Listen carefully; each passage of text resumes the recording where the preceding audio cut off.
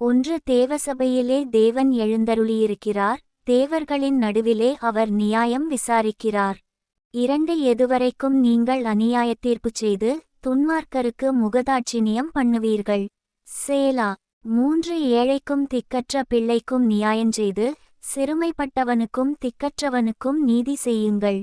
4, பலவீனனையும் எளியவனையும் விடுவித்து துன்மார்க்கரின் கைக்கு அவர்களை தப்புவியுங்கள்.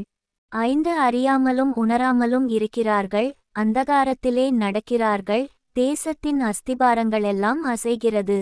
6, நீங்கள் தேவர்கள் என்றும் நீங்களெல்லாரும் உன்னதமானவரின் மக்கள் என்றும் நான் சொல்லியிருந்தேன். 7, ஆனாலும் நீங்கள் மனுஷரைப் போலச் செத்து லோகப்பிரபுக்களில் ஒருவனைப் போல விழுந்து போவீர்கள். 8, தேவனே எழுந்தருளும், பூமிக்கு நியாயத்தீர்ப்பு செய்யும், நீரே சகல ஜாதிகளையும் சுதந்தரமாக கொண்டிருப்பவர்.